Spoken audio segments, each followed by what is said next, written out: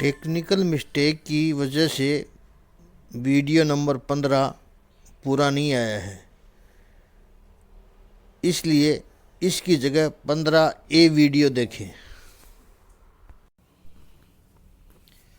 जब अर्जुन परमात्मा से कहता है कि मेरा रथ दोनों सेनाओं के बीच में खड़ा कर दो, तब अर्जुन ने अपने स्वजनों को देखकर उसके शरीर में जो लक्षण हुए उस पर हमने कल तनाव पर कुछ चर्चा की थी। उसको और आगे एक दृष्टांत से समझने की कोशिश करते हैं। दृष्टांत केवल बात को समझाने मात्र है, इसकी इतनी ही अहमियत समझनी चाहिए। एक हिरण जंगल में चल रहा है। उसने अचानक शेर को देखा। एक क्षण के लिए वो स्थिर हो गया और शेर ने भी देखा कि हिरण है। शेर धीरे से खड़ा हुआ। हिरण को पता चल गया कि ये मेरे लिए खड़ा हुआ है। डर गया, कपकपा गया हिरण। उसके पैर कड़क हुए, शरीर धनुष की तरह हुआ। उसके कान ऊंचे हुए और लंबी लंबी छलांग लगाता हुआ भागना शुरू किया। पीछे शेर ने भागना शुरू किया। शेर अपना पेट भरने के लिए भाग रहा है और हिरण अपना जीवन बचाने के लिए भाग रहा है। खुला मैदान है। धीरे धीरे शेर और हिरण के बीच में अंतर बढ़ने लगा। उसको तो जान बचानी थी। शेर को भी पता चल गया होगा कि पकड़ नहीं पाएंगे इसको। कुछ देर दौड़ने के बाद शेर ने अपनी गति धीरे कर दी। थक गया होगा और हिरण भागता हुआ देख रहा है पीछे। दूरी बढ़ रही है। उसे भी अच्छा लगा होगा। देखा कि अब शेर रुक गया है। हिरण भी किसी पेड़ के नीचे सुस्ताने के लिए रुक गया और वो जो उसके शरीर में रूपांतर आया था, धीरे धीरे अब वो रिलैक्स होने लगा। अब उसके कान जो ऊंचे हो गए थे वो नीचे आ गए। शरीर ढीला पड़ गया, पैर ढीले हो गए और धीरे धीरे अपनी सांस पर अंकुश लेने लगा। हिरण मेरा, आपका, हम सभी का प्रतीक है। शेर मुसीबत का प्रतीक है, प्रॉब्लम का प्रतीक है, चैलेंज का प्रतीक है। जीवन में मुसीबत आती है, उससे बचने की शक्ति हमारे भीतर है। अगर हिरण रिलैक्स ही होता तो शेर उसको खा जाता। ईश्वर ने उसको शक्ति दी है जिससे वो अपनी जान को बचा सकता है, पीछा छुटा सकता है। वो जो एक्स्ट्रा शक्ति जिसे तनाव कहते हैं, वो अंदर ही थी, बाहर से नहीं आई, छुपी हुई थी। रूपांतर हुआ। पैरों के कड़क होना, कान के खड़े होना, आँखों का तन जाना ताकि साफ दिखाई दे और दौड़ना। यह हिरण की दुर्बलता नहीं है, उसकी सफलता है, उसकी शक्ति है। ये थी तो बच गया। इसलिए तनाव परमात्मा की कृपा का प्रकार है। पशु अब समझ गया कि जब सब ठीक हो गया तो रिलैक्स हो जाओ। हमारी समस्या यह है कि हम रिलैक्स नहीं हो पाते। तनाव से मुक्त कैसे हुआ जाता है? हमारे शास्त्रों में और मनोवैज्ञानिकों के आधार पर कुछ प्रयोग हैं। ये केवल सुनने की बात नहीं है, सुनकर कोई लाभ नहीं होगा, प्रयोग में लाना है, तब तनाव अपनी शक्ति बन जाएगा। प्राणायाम बहुत महत्वपूर्ण है। मंत्र शक्ति में बड़ी ताकत है, इसका जप करना चाहिए जब तनाव हो।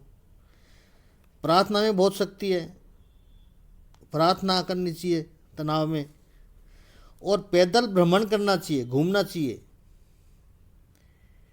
और अगली बात है ना करना सीखना। जो काम नहीं कर सकते उसके लिए स्पष्ट कह देवें मैं इसको नहीं कर सकता। समस्या को स्वीकार करके लड़ाकू बनना, बेचारा नहीं बनना है, आशावादी बनना है। शांति से बैठकर भविष्य के प्रोग्राम बनाएं। आचरण करना है, शेख चिल्ली की तरह सपने नहीं बन जाए, आचरण करना है। सुबह उठते ही 20-25 मिनट अपने व भगवान के साथ ही रहें केवल। पर्याप्त 6 घंटे नींद ले। भोजन पोषण बने, पॉइजन न बने, ऐसा साधारण भोजन करें। ऐसा कोई काम न करें जिसे करने के बाद आपको झूठ बोलना पड़े, छिपकर करना पड़े। इंतज़ार करना सीखें। गाड़ी लेट हो गई, फ्लाइट लेट हो गई, डॉक्टर के पास ज़्यादा समय लग गया, बेकार में तनाव में आ जाते हैं, लड़ाई झगड़ा करने लग जाते हैं। अपने स्टैंडर्ड को थोड़ा नीचा करें। ऐसा नहीं हुआ, वैसा नहीं हुआ, ऐसा नहीं। इस नियम को याद रखना, थोड़ा 19-20 तो रहेगा। किसी काम का अंतिम निर्णय आया है, उसमें 19-20 के लिए तैयार रहे, रिएक्ट न करें। कोई बात नहीं, त्रुटि हुई है, अगली बार सुधार लेंगे, रिएक्ट उसको और ख़राब कर देगा।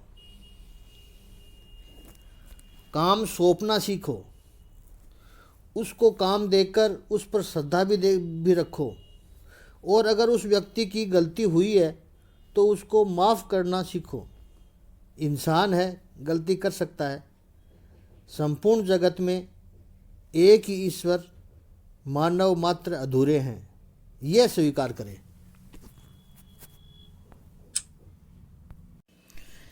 और आखिर में तनाव दूर करने का मूल मंत्र है अपने लोगों से बात करो।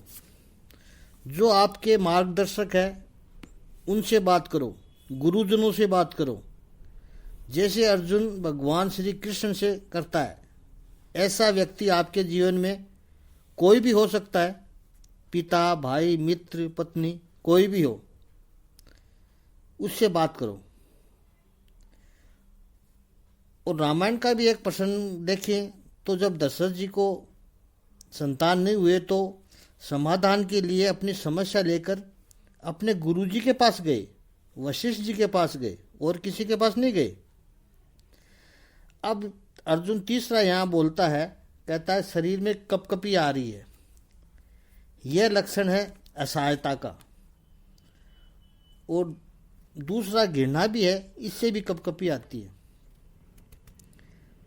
परिस्थिति को, दुख को, वेदना को दूर करने में जब हम असहाय महसूस करते हैं तो कपकपी आ जाती है।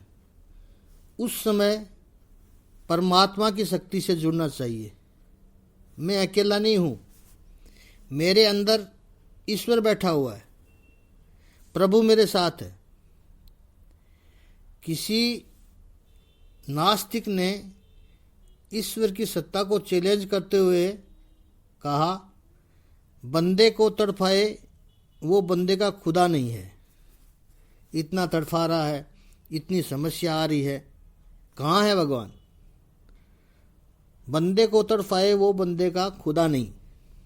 आस्तिक व्यक्ति ने श्रद्धा से कहा, बंदे के लिए खुद तड़पता है, वो बंदे से जुदा नहीं।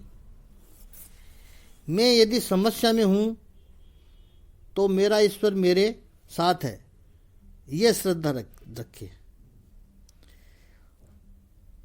अर्जुन कहता है रोंगटे खड़े हो जाना, चौथे में बोलता है यह लक्षण मानसिक आघात का है, मेंटल शॉक का है। कभी कभी एक साइड और उत्साह उत्तेजना में भी होता है ऐसा। कई बार हम कहते हैं उस बात का स्मरण आज भी करूं तो मेरे रोंगटे खड़े हो जाते हैं। अर्जुन का यहाँ मेंटल शॉक के रूप में है, वही समझना है। समझ स्वजनों को मारना पड़ेगा इसलिए उसके रोंगटे खड़े हो गए। पांचवा अर्जुन कह रहा हाथ से गाड़ी धनुष गिर रहा है, यह लक्षण है घबराहट का, नर्वसनेस का।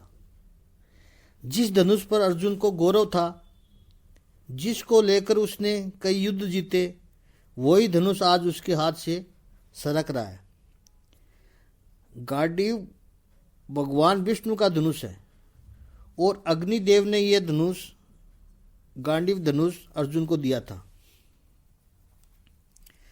छठा अर्जुन कहता है चमड़ी जल रही है, शरीर में जलन हो रही है, यह लक्षण है चिंता का। शास्त्रों में चिंता को जलन ही कहा है। चिंता चिता समान है। फिर कहा नहीं, चिंता में तो चिता से अधिक एक ऊपर बिंदु है, इसलिए वो और खतरनाक है। कारण चिता मरे हुए व्यक्ति को जलाती है, चिंता जिंदे व्यक्ति को जलाती है। चिंता से बचो, कहना आसान है, कैसे बचें? कुछ सरल उपाय बताए हैं शास्त्रों में। पहला उपाय, वर्तमान में जियो। याद रखना, चिंता हमेशा भविष्य की होती है या अतीत में कुछ गलत कर्म किए होंगे उसकी चिंता होगी। हमारे सामने जो है वो वर्तमान है। न अतीत की चिंता हो न भविष्य की चिंता हो, सामने जो वर्तमान हो उसका प्लानिंग किया करें। चिंता का जिसका स्वभाव होता है वो वर्तमान में होता ही नहीं है। ऐसा था वैसा था, या फिर क्या होगा कैसे होगा, भूतकाल में होगा या भविष्य में हो काल में होगा। प्लानिंग करो, चिंता मत करो। गांधी जी के विचारों पर जिनका बहुत बड़ा प्रभाव है उसमें से एक विचारक हुए रस्किन। उनके टेबल पर एक पेपर वेट रहता था और पेपर वेट के ऊपर केवल एक शब्द लिखा रहता था, टुडे। किसी ने इसका मतलब पूछा तो उसने कहा आई ऑलवेज लिविंग टुडे, मैं सदैव आज में जिंदा रहता हूँ। न अतीत में अतीत की चिंताएं करता हूँ न भविष्य की चिंताएं करता हूँ, मैं आज में रहता हूँ। अतीत बीत चुका है, उसका याद करके कुछ नहीं कर सकते। जो बोध लेना था ले लिया, लेकिन उसके बारे में चिंता करके कुछ नहीं होगा। भविष्य आएगा कि नहीं मुझे पता नहीं, मेरे सामने केवल वर्तमान है। वर्षों वर्षों की चिंता करते हैं, क्या उस वक्त तक हम रहेंगे? अगली क्षण का पता नहीं, वर्षों की चिंता करते हैं, बेकार में वर्तमान को नष्ट करते हैं। चिंता दूर करने का दूसरा उपाय, वास्तविकता स्वीकार करो। जो भी हुआ है यह मेरे जीवन की वास्तविकता है। नुकसान हुआ है, स्वजनों का वियोग हुआ है, ये मेरे जीवन की वास्तविकता है। किसी ने धोखा किया है, ये मेरे जीवन की वास्तविकता है, उसे स्वीकार करो। मेरे साथ ऐसा क्यों हुआ, मैंने क्या बिगाड़ा था, क्या बुरा किया? आपने कुछ भी बुरा नहीं किया, पर ऐसा हुआ है। वास्तविकता स्वीकार करो, चिंता उससे कम होगी। व्यर्थ की चिंता न करें। कहते हैं समझदार लोग कि इस कोरोना में वास्तव में कोरोना से कम मरे, उसकी चिंता से ज़्यादा व्यक्ति मरे हैं। अब क्या होगा, वो भी मर गया, मेरे से छोटा था, ताकतवर में मेरे से ज़्यादा था, मुझे होगा तो क्या? ऐसे कमज़ोर दिल वाले ज़्यादा व्यक्ति मरे हैं। ये आभासी चिंता है, उससे बचें। आध्यात्म प्रवृत्ति रखें व प्रभु पर अटूट विश्वास रखें। अगली बात अर्जुन कहता है, मैं खड़ा भी नहीं रह पा रहा हूँ। अस्थिरता मनोवैज्ञानिक दृष्टि से देखें तो loss of confidence, loss of patience, आत्मविश्वास का अभाव और धैर्य का अभाव बताता है। परमात्मा की शक्ति बचाती है। अगला लक्षण, मेरा मन मानो भ्रमित हो रहा है। यह लक्षण है कन्फ्यूजन का और निर्णय शक्ति का अभाव। इन 29 और 30 दो श्लोकों में शरीर में जो प्रकट हुए वो लक्षण बताए हैं। 31वें श्लोक से आगे चलकर अब अर्जुन भविष्य में क्या होगा इस युद्ध से उसकी चर्चा करता है। भविष्य में क्या होने वाला है उसका वर्णन तो करता है, लेकिन शुरुआत शगुन की बात से करता है, निमित्त की बात से करता है। लक्षण मुझे क्या दिखाई पड़ रहे हैं 31वां श्लोक बताएगा। 31 श्लोक का शाब्दिक अर्थ है, हे केशव, इस युद्ध में अपने ही स्वजनों का वध करने से न तो मुझे कोई अच्छाई दिखती है और न मैं उसमें किसी प्रकार की विजय, राज्य या सुख की इच्छा रखता हूँ। हे केशव, मैं सब विपरीत लक्षण अपशगुन देख रहा हूँ। मुझे कोई कल्याण दिखाई नहीं पड़ता। मैं युद्ध में स्वजनों को मारकर मुझे कोई कल्याण दिखाई नहीं पड़ता। प्रभु, इसको समझते हैं। महाभारत में वर्णन है युद्ध के पहले पहले की कई अपशगुन हुए हैं। युद्ध में पहले पहले कई अपशगुन हुए हैं। शगुन की भी स्पष्टता कर ले पहले, क्योंकि हमारे समाज में इसके बारे में बहुत अंधश्रद्धाएँ, गलतफहमियाँ बहुत ज़्यादा है। शगुन के बारे में एक छोर पर कुछ ऐसे लोग हैं जो इस पूरी बात को स्वीकार करने से इनकार करते हैं। यह कुछ नहीं है, होता रहता है ऐसा। और दूसरी ओर कुछ ऐसे लोग हैं वो इतने मानसिक रूप से इसमें जकड़े हुए हैं कि जरा सा क्या कुछ उल्टा हुआ हो जाए तो डर जाते हैं, काम छोड़ देते हैं। कुछ तो ऐसे अंधविश्वासी हैं, उनको कहीं जाना होता है तो पहले शगुन देखते हैं। लड़के को कहते हैं मैं बाहर जा रहा हूँ, जा गाय को शगुन के लिए लेकर आ, और वो पिताजी के शगुन के लिए गाय को डंडे से पीटता हुआ कहीं से लाता है। अब ये शगुन हुआ। यह है बीमारी है मानसिक रूपता की। खुले बाल वाली औरत मिल जाए अब शगुन है। उसने अपने बालों को आज धोया है, आज उसमें क्या अब शगुन है। इस बात की थोड़ी स्पष्टता करनी जरूरी थी। आज के मनोवैज्ञानिक भी स्वीकार करते हैं और हमारे शास्त्र भी स्वीकार करते हैं कि कोई भी कार्य करने जब आप जाओ उस समय आपके मन में, आपके हृदय में हर्ष की अनुभूति हो रही हो तो वो कार्य सफल होगा, फीलिंग गुड। और अगर आपके मन में कोई नेगेटिव फीलिंग आ जाए तो उस कार्य में विघ्न आएगा। यह भगवान ने मानव का शरीर जो बनाया है इतना परफेक्ट बनाया है। ये यंत्र और उसके अंदर सब ऐसी मशीन फिट की है जैसे किसी महंगी गाड़ी में सब कुछ दिखाई देती है। कौन सी दिशा में जा रहे हैं, ऑयल चेंज, फ्यूल, इंडिकेटर सब कुछ बताती है। दरवाज़ा खुला हो, सीट बेल्ट नहीं लगाई हो, आगे पीछे सब बताती है। मैकेनिज्म में कोई तकलीफ़ है तो सब बता देगी। भगवान ने यह मानव शरीर बनाया, उसमें अलग अलग इंडिकेटर बनाए हैं। अगर हम समझ पाए तो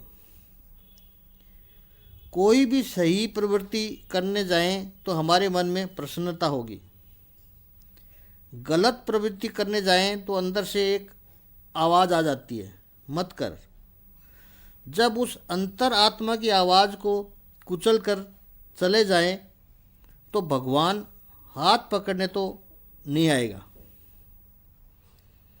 इंडिकेटर बता दिया उसने, अब सेंसर वाली गाड़ी बता रही है कि पीछे गाड़ी है, फिर भी आप ध्यान न दोगे फिर तो गाड़ी ठुकेगी। सेंसर एक्सीडेंट को रोकेगा तो सेंसर एक्सीडेंट को नहीं रोकेगा, सेंसर बता देगा कि एक विघ्न आ रहा है, तुम सावधान हो जाओ, तुम अपना रास्ता बदल लो। भगवान ने भी हमारे शरीर में ऐसे इंडिकेटर रखे हैं, ऐसी संवेदनाएं रखी हैं। मनुष्य इन संवेदनाओं के सामने आंखें बंद कर देता है, इसलिए जीवन में गलत बातें होती हैं। अभी तो गीता ज्ञान शुरू नहीं हुआ है, केवल भूमिका बन रही है। आगे ज्ञान की चर्चा बड़ी मार्मिक व अर्थपूर्ण होगी। शेष कल।